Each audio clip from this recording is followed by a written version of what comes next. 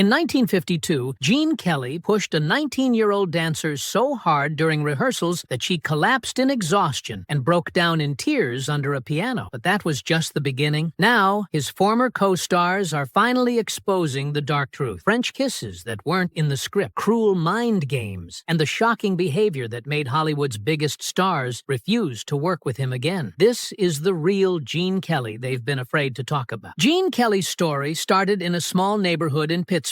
He was born on August 23, 1912, the third of 5 children in a lively Irish-American family. His father, James, sold phonographs. His mother, Harriet, had a deep love for music and theater. She believed the arts were just as important as schoolwork, so she made sure all her children learned to sing and dance. Gene didn't love the idea. He preferred baseball and gymnastics. Dance, to him, felt embarrassing. The neighborhood kids teased him for taking lessons, so he wanted no part of it. That changed when he turned 15. He realized dancing could actually help him. First, it impressed girls. Second, it gave him an edge over the same boys who used to make fun of him. He had always been athletic, but now he saw dance as another way to use his strength. He started blending fast, sharp movements with smooth footwork. Without knowing it, he was already developing the dance style that would make him famous. Even then, he didn't plan on making dance a career. He went to the University of Pittsburgh and studied economics. For a while, it seemed like he might take a more traditional path, but then he joined the Cap and Gown Club, a student theater group. At first, he just performed in their musicals. Soon, he became the club's director. From 1934 to 1938, he worked on choreography, staging, and performance. He also joined a fraternity, Theta Kappa Phi, which later merged into Phi Kappa Theta. These experiences helped him build confidence as a performer. At the same time, his family opened a dance studio in Pittsburgh's Squirrel Hill neighborhood. They called it the Gene Kelly Studio of the Dance. Gene helped run it, teaching students and managing business operations. His younger brother, Fred, was also involved. The two of them performed in local clubs and talent contests, earning prize money and gaining experience. Each performance taught Gene something new. He learned how to connect with an audience, how to adapt on the spot, how to make every movement feel natural. By 1937, he was ready for more. Teaching was rewarding, but it wasn't enough. He wanted to be on stage, not just behind the scenes. That year, he made a bold decision. He packed his bags and left Pittsburgh, heading for New York City. Broadway was waiting. Gene Kelly's journey to stardom started with a small but important role. In 1938, he made his Broadway debut in Leave It to Me, a musical comedy by Cole Porter. The show opened at the Imperial Theater, and Kelly played a secretary to an American ambassador. It wasn't a big part, but it put him on the Broadway stage. Mary Martin was the star of the show, and her number, My Heart Belongs to Daddy, stole the spotlight. Kelly's chance to be in the production came because of Robert Alton, a choreographer who had seen him teach and dance back in Pittsburgh. Alton knew talent when he saw it. He helped Kelly land the role, giving him his first real break. That first role led to more opportunity. In 1939, Kelly performed in One for the Money, a musical revue produced by Katharine Cornell. This show gave him more freedom to show what he could do. He sang, acted, and danced in 8 different numbers, but his biggest early success came in a straight play, not a musical. He performed in The Time of Your Life, a Pulitzer Prize-winning drama by William Saroyan. This role was different. It allowed Kelly to choreograph his own dances, something very few performers were doing at the time. It wasn't just about learning steps. He was creating movement that fit the story. Kelly had spent years preparing for these moments. His parents, James and Harriet, had always encouraged his love for dance. His mother made sure he studied ballet, even when he didn't want to. His family even opened a dance studio in Pittsburgh. That studio gave Kelly a place to train, teach, and refine his own style. While studying at the University of Pittsburgh, he joined the Cap and Gown Club, a student theater group. From 1934 to 1938, he directed and performed in original musicals. These experiences gave him a deeper understanding of how movement could be used to tell a story. His big Broadway break came in 1940 with Pal Joey, a musical written by Richard Rodgers and Lawrence Hart. Kelly played Joey Evans, a nightclub performer with charm and ambition, but no morals. The show opened on Christmas Day at the Ethel Barrymore Theater before moving to the St. James Theater. It ran for 374 performances, which was a long time for a Broadway show back then. Reviews were mixed, but one thing stood out: Kelly's performance. At first, audiences weren't sure how to feel about his character. Joey wasn't a typical musical hero. He was selfish and flawed. But when Kelly sang and danced, the audience connected with him. He made Joey likable, even when the character's actions weren't. This role changed everything for Kelly. For the first time, he wasn't just following someone else's vision. He was shaping his own performance. Joey Evans was different from other musical leads. He wasn't polished or perfect. That gave Kelly the freedom to dance in a way that felt natural to him. His movements had strength and energy. He wasn't trying to be elegant like Fred Astaire. He was creating something new, something that felt grounded and real. Hollywood noticed. MGM's Louis B. Mayer saw Pal Joey and wanted Kelly in the movie. At first, Kelly wasn't sure. He loved Broadway and wasn't in a hurry to leave. Then, David O. Selznick made him an offer. Unlike most actors, Kelly didn't even have to take a screen test. That was rare, and it showed how much confidence Hollywood had in him. By October 1941, he had made his decision. He was heading to Hollywood. Before leaving Broadway, he had one last project, choreographing the musical Best Foot Forward. This gave him another chance to show what he could do behind the scenes. By the time he arrived in Hollywood, he wasn't just an actor. He was a dancer and choreographer with a clear vision. Kelly's approach to dance set him apart. He didn't see it as just a series of steps. He believed movement should feel natural, like an extension of everyday life. He blended ballet, tap, and modern dance, but made it look effortless. He called it dance for the common man. He wanted audiences to see themselves in his performances. That philosophy shaped everything he did. He didn't just want to dance. He wanted to tell stories through movement. That idea would change musicals forever. In the years to come, he would bring that vision to Hollywood and create some of the most unforgettable moments in film history. Gene Kelly's Hollywood career began with For Me and My Gal in 1942. It was his first time in front of a movie camera, and he was paired with Judy Garland, who was already a star. The film told the story of two vaudeville performers, Joe Hayden and Harry Palmer, whose dreams were interrupted by World War I. It was a big moment for Kelly, but getting there wasn't easy. At just 20 years old, Garland was already experienced in front of the camera. Kelly had never acted in a film before, and he later credited Garland with helping him adjust. She guided him through the challenges of movie acting, which was very different from performing on stage. The film became a success, and critics praised Kelly's screen presence. It also marked a turning point for Garland as she moved into more mature roles. Kelly had talent, but his path to stardom wasn't instant. After For Me and My Gal, he struggled to find the right roles. Studios placed him in smaller films, including Pilot Number 5 in 1943. It was a war drama where Kelly played a German spy. It was a big change from musicals, but it gave him a chance to prove he could do more than just sing and dance. The film didn't make a lasting impact, but it added to his experience. He continued taking different roles, including a dark drama called Christmas Holiday in 1944. These films weren't major hits, but they helped him grow as an actor. Then came a breakthrough. That same year, MGM loaned him to Columbia Pictures for CoverGirl, a musical with Rita Hayworth. This film changed everything. CoverGirl was a hit, and it let Kelly show off his creativity. He choreographed one of the most famous sequences in the film, where he danced with his own reflection. This was the kind of storytelling he loved, using dance to express emotions in a way that felt natural. The film followed Rusty Parker, a chorus girl played by Hayworth, who became a famous cover model. Kelly played Danny McGuire, her boyfriend, and a struggling nightclub owner. The chemistry between them was perfect, and the film helped Kelly stand out as more than just a rising star.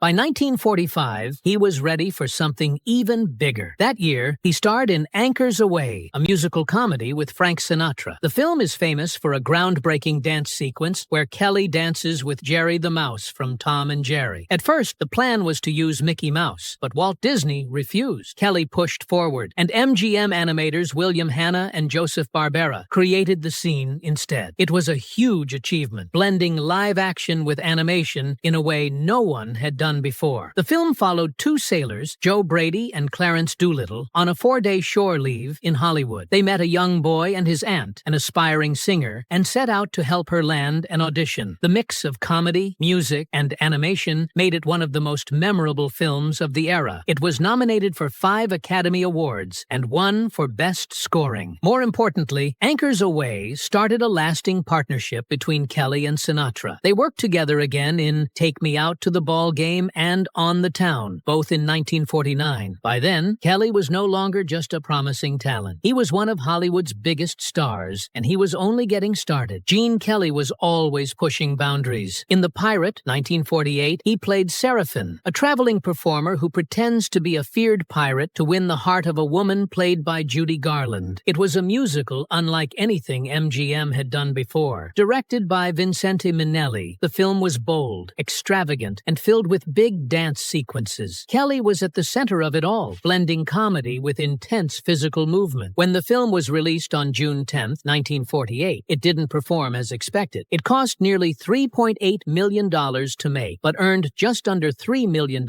at the box office. Some audiences found it too over the top, but over the years, the film developed a loyal following. Kelly's energy, the lavish production, and the unique choreography made it one of his most fascinating projects. His next big step came with On the Town, 1949, where he teamed up with Stanley Donen. This was a musical about three sailors on a 24-hour leave in New York City. What made it special was its use of real locations. Most musicals were filmed entirely on studio sets, but Kelly and Donen took their cameras into the streets of New York. The film opened with New York, New York, a number that captured the energy of the city. It was fresh and exciting, and audiences loved it. Kelly and Donen worked together again on Singin' in the Rain, 1952, a film that would become legendary. It told the story of Hollywood's transition from silent films to sound, with Kelly playing Don Lockwood, a movie star struggling to adjust. His co-stars were Debbie Reynolds and Donald O'Connor, and together they created some of the most memorable moments in film history. The most famous scene, of course, was Kelly dancing in the rain. It looked effortless, but filming it was grueling. Kelly had a high fever that day, yet he still performed with the same energy and charm that made him a star. When the film was first released, it was successful, but not an instant classic. Over time, though, its reputation grew. Today, it is considered one of the greatest musicals ever made. In 1955, Kelly and Donen took a different approach with It's Always Fair Weather. This was not a typical feel-good musical. It told the story of three war buddies reuniting after 10 years, only to find that their lives had drifted apart. Kelly played Doug Hallerton, a former soldier who had become a television personality. The film had stunning dance numbers, including one where Kelly performed on roller skates, but its tone was more serious, exploring themes of disillusionment and lost dreams. Critics appreciated its depth, but audiences weren't as enthusiastic. The film didn't have the same commercial success as Kelly's previous musicals. Still, it remains one of his most interesting projects. It showed that musicals could tackle real emotions and complex themes while still delivering great entertainment. Kelly also worked with Vincente Minnelli again on An American in Paris, 1951, a film that became one of the biggest musicals of the decade. It followed an American soldier living in Paris, played by Kelly, who falls in love with a young French woman. The film had romance, comedy, and dazzling dance sequences, but the highlight was the 17-minute ballet at the end. This sequence was Kelly's masterpiece. It was visually stunning, shot across 44 elaborate sets, and choreographed down to the smallest detail. The entire production cost nearly $500,000, but the result was unforgettable. The film won 6 Academy Awards, including Best Picture, and became one of Kelly's biggest achievements. Gene Kelly was already a Hollywood legend when he decided to step behind the camera. He had danced his way into history, but directing gave him something new, control over the entire vision of a film. This shift in his career came at a time when musicals were beginning to lose their dominance, but Kelly wasn't one to back down from a challenge. He took on projects that tested his skills in new ways, proving that he wasn't just a performer, he was a storyteller. In 1967, Kelly directed A Guide for the Married Man, a fast-paced comedy starring Walter Matthau and Robert Morse. It was a film about temptation, infidelity, and the complicated world of marriage, but it approached these themes with humor. The story followed Paul Manning, a husband who considered cheating after watching his friend do it so effortlessly. He never actually went through with it, but the film played with the idea in a lighthearted way. Kelly made sure the pace stayed sharp. Quick edits and clever visual gags kept the audience engaged, and the film's long list of cameos made it even more entertaining. Lucille Ball, Jack Benny, and Jane Mansfield all made appearances, adding to the star power. The film turned out to be a financial success, earning well over its budget. For Kelly, this was an important win. His career career had slowed down, and this film put him back in the spotlight as a director. 2 years later, Kelly took on something much bigger. Hello, Dolly was a Broadway hit, and Hollywood wanted to turn it into a